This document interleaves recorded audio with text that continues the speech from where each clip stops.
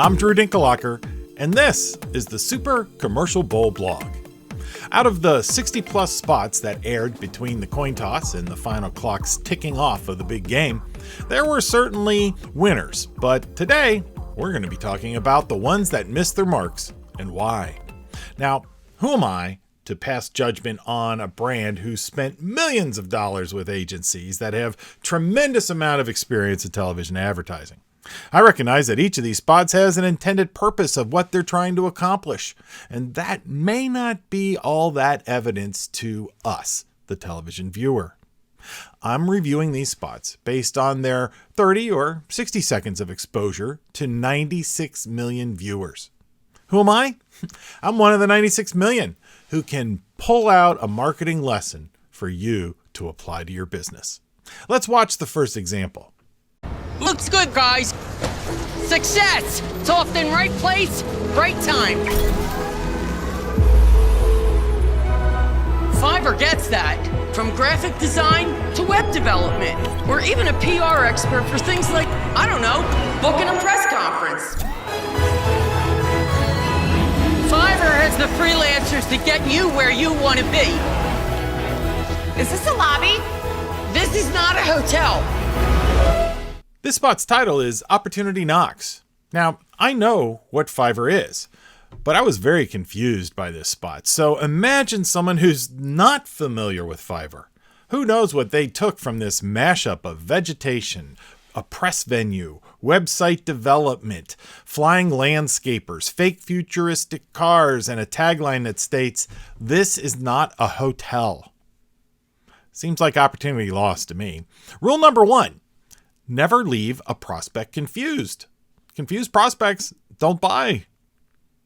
After some research, I found out that this spot was based on an incident from November 7th, 2020, when then President Trump tweeted the wrong location for a press conference. It was supposed to be at the Four Seasons Hotel, not Four Seasons Landscaping. So, in order to make any sense of this commercial, you have to be aware of this incident. Now, I'm a bit of a political junkie, and a Super Bowl commercial fanatic, and a business owner who could hire freelancers and have the money to pay them. You would think I would be the target market for this spot. Rule number 2. Never assume the prospect shares your heightened awareness of a minor situation and then make that event the basis of the most expensive 30-second commercial in your company's history. We just had an election. 70 plus million Americans voted for Biden and another 70 plus voted for Trump.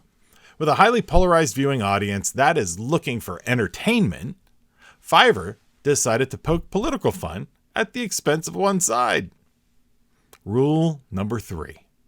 Unless you are in the political humor business, and few are these days, just don't go there. Talk about missing the mark. And that leads us to our next featured spot. It's like milk, made for humans.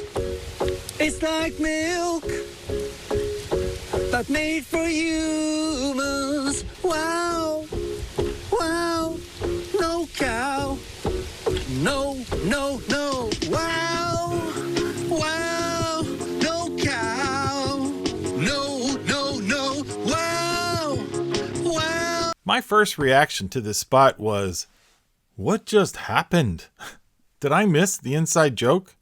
Maybe this spot is targeting female Gen Xers and not silver-haired boomer males.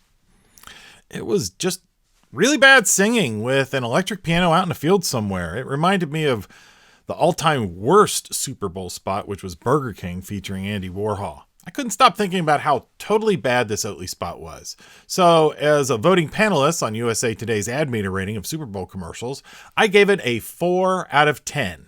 Wow, the cow missed the mark. However, the next day, during discussions about Super Bowl commercials, I clearly remembered the Oatly spot. Why? Well, really, the bad singing, and yes, that really is the CEO of the company. It was a stark difference from the other highly produced spots, and that made it memorable. It was simple. It's like milk, but made for humans. Yes, I remembered that the next day. And wow, wow, no cow. I also remembered the name Oatly and that it's oat milk. What more do you want from a spot to get people to talk about it? And it appears that, at least on Twitter, people can't decide if this is the worst spot or the best spot ever. So here's the backstory. This commercial was recorded in 2014 and ran in Sweden and subsequently got sued by the Swedish Dairy Association, which, to me, is a sign of a fairly effective ad when your competition gets in an uproar about it. In terms of return on investment, Oatly had virtually no 2020 production costs, which can often exceed the $5+ million it takes to air the spot. Finally, Oatly offers a t-shirt on their website. It states, "I totally hated that Oatly commercial," just to stir the pot more. Oh, and by the way, the t-shirts are currently sold out. Wow, wow, no cow. I retract my rating of 4 and revise it to a 9 out of 10.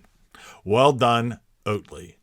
I'm Drew Dinklager, president of MarketingAccelerator.com. We provide chief marketing officer resources to business leaders and their marketing leaders. We're on your team, not your payroll.